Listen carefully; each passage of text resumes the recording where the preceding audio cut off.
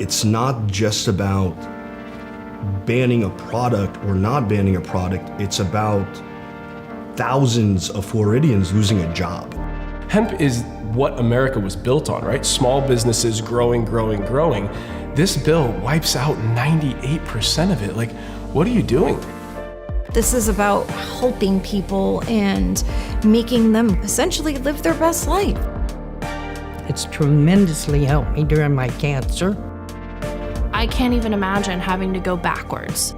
People really, really need this stuff, so please make an informed decision and make the right one. It's not just words on a paper, these are real lives.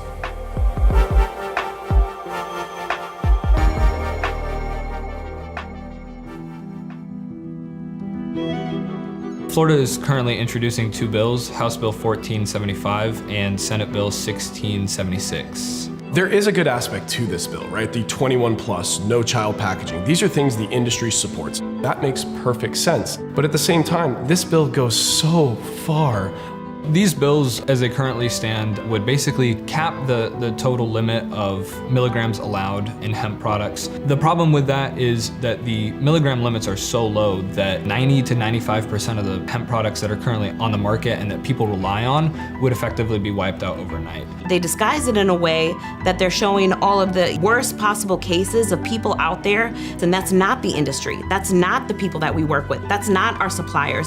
We work with people that are genuinely trying to help other people. They're taking that small percentage of people and ruining it for all of us that are trying to do things right. A lot of people think that these products are being made in an unsafe setting, but it's actually very far from true. A lot of the companies that you're dealing with are very large, well-established, nationally distributed companies. And a lot of the practices that we have in place are put in place to protect the consumer and protect the end user. So my name is Rosa Viteri. I am the quality manager here at Organolease Highways. One of the responsibilities that I have is obviously making sure that we're compliant with the industry. When we go through the manufacturing, we need to make sure that every product is what we call batched, provided similar to a serial number to ensure that we can trace it from start to end. My name is Walter Walk, and I'm the plant manager here at Outpost Brands. The safety, the consistency, and the quality of our product is the utmost of importance here at Outpost Brands. Everybody walking in, they gotta wash their hands. It's part of the GMP, good manufacturing practices. It's a point of pride for me to make sure that we're putting out something that we can stand behind. So this is where everything for the gummy production starts. I come from a background of fresh cut vegetable and food processing and manufacturing. So in the fresh food industry, we had a lot of standards, and those are just some of the things that Outpost Brands has been trying to adopt here since the time that it started. After the gummy has been produced, it's been sugared, it gets put onto racks, they're tagged for identification, tagged so that we know everything about it, what it is, who it's for, what is in it, when it was made. And then we enter our cure room, where we are temperature controlled and humidity controlled. All of our inventory is held in here for 24 to 72 hours, or until the gummy is cured and passes all of our quality passes.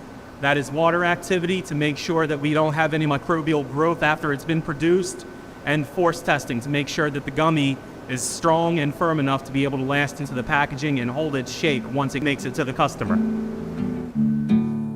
The total estimate for the retail sales here in Florida for hemp products alone was north of $14 billion for last year. This includes over 200,000 jobs related to the hemp and CBD industry here in Florida. Just by those two figures alone, it speaks grounds to what this product and what this industry means to the state of Florida. You're talking about hundreds of thousands of jobs, billions in tax dollars. Just in our company alone, we hire about 100 people. Just the economic ramifications it's gonna have on one company altogether, you're gonna put people out of business. And that's not even counting the distros that we sell to, their warehouse workers are gonna be out of business. So my name is Matthew Glazer. I am the general manager at Leaf Distro. So we are an alternative product distributor. We sell a ton of different items. The majority of what we're selling right now are alternative cannabinoids, basically Delta 8 and the likes. An isomer ban or an alternative cannabinoid product ban would negatively impact our entire business. We would probably have to let people go. I mean, at the end of the day, you know, when it comes down to it, it's nice to be able to sleep at night knowing that I have a secure position at my job, you know, for the next day coming. You know, if this really does go through and it does impact what, you know, it has potential to, I don't know where my next steps would be.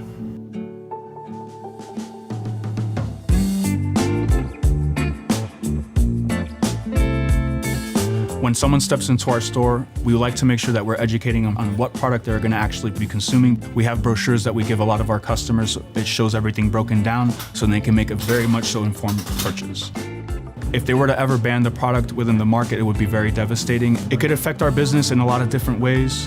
More importantly, it would sadden a lot of the community in which we deal with already because it would put them in predicaments in where some of the products would become more difficult for them to have accessibility, and they might turn into the direction which could be into the street terms or the black market, which we're trying to stay away from. The products in this industry, they help people, plain and simple. They're a great way to get away from these very addictive pharmaceutical drugs that can have a detrimental long-term effect on people's lives. My name's April Pedersen, and this is Mink of Ormond Beach. I'm one of the owners. My name is Colin Smith, and I'm one of the co-founders of Mink, and we sell premium hemp-derived products. To be able to help people, we absolutely have a passion for it, and we love what we do. Our customers are like family. It's just the stories of our customers coming in every day, and like you watch the life come back in their face. My name's Vicki Smith, and I use the Delta 8. It's tremendously helped me during my cancer. Gives me energy, helps me eat, which I put weight on, which is helping with my chemo, and my cancer is now decreasing.